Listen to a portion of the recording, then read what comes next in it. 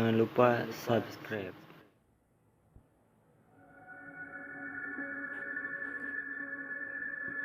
Assalamualaikum warahmatullahi wabarakatuh. Selamat malam buat kalian yang melihat atau mendengarkan video di channel ini. Seperti biasa, saya di sini akan menceritakan hal seram dan misteri. Dan untuk cerita malam hari ini yaitu petaka mengerikan. Mungkin sudah banyak yang mendengar cerita petaka mengerikan ini. Keluarga keturunan Cina beranggota 4 orang ditambah seorang wanita yang telah hamil, yaitu adik kandung sang ibu.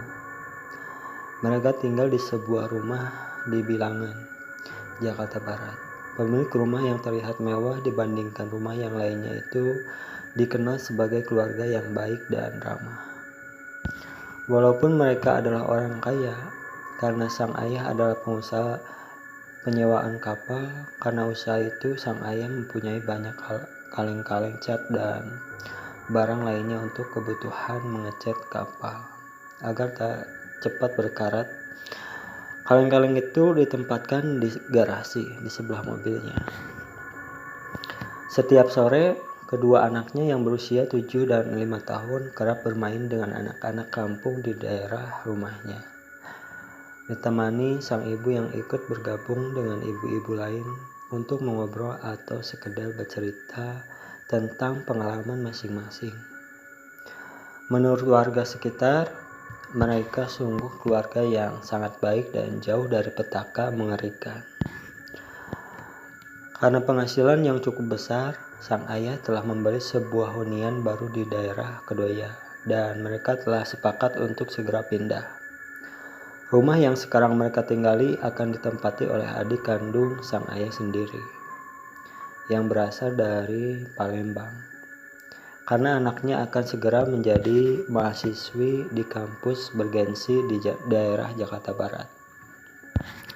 Nah, paginya sang ayah beserta keluarga dan adik sang istri yang telah hamil tengah merapikan barang-barang mereka untuk dipindahkan ke hunian yang baru. Sebelum akhirnya adik dari sang ayah, sebut saja sang paman, datang dari Palembang. Sang paman datang dengan istri dan kedua anak perempuannya. Mereka sangat senang karena telah diizinkan untuk tinggal di sana. Namun sebenarnya mereka semua termasuk wanita hamil. Itu datang hanya untuk mengantar nyawa. Sungguh petaka yang mengerikan. Selasa 9 Agustus 2010. Sore itu sang ibu dan anaknya masih bermain dengan anak-anak sekitar rumah mereka hingga hari mulai gelap dan mereka pulang.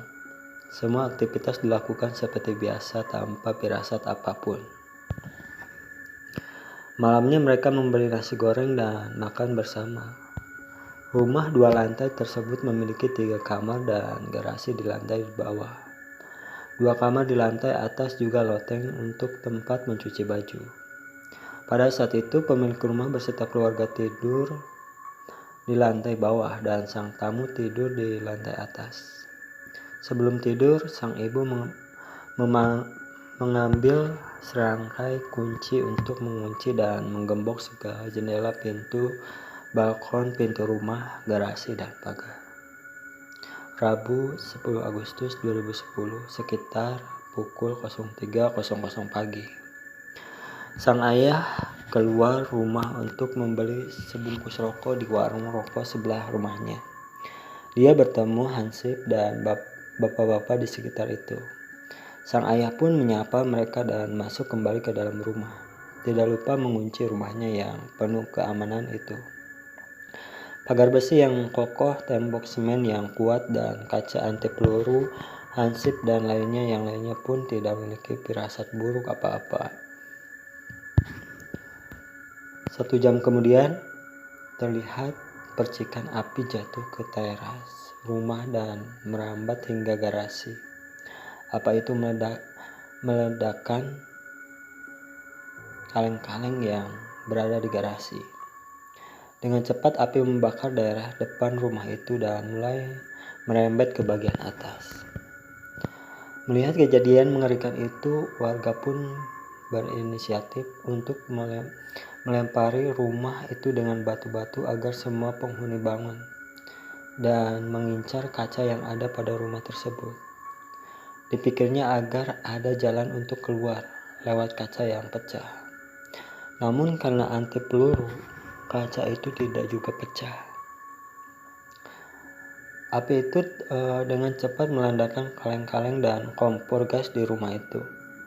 Anehnya, api tidak merambat kemanapun, hanya membakar rumah itu lurus merambat ke atas. Tidak menyamping ke depan ataupun ke belakang. Padahal di belakang rumah itu ada rumah yang terbuat dari kayu-kayu. Pemilik rumah pun tidak berhasil keluar dikarenakan terlalu panik untuk membuka gembok yang mengunci semua pintu rumah tersebut.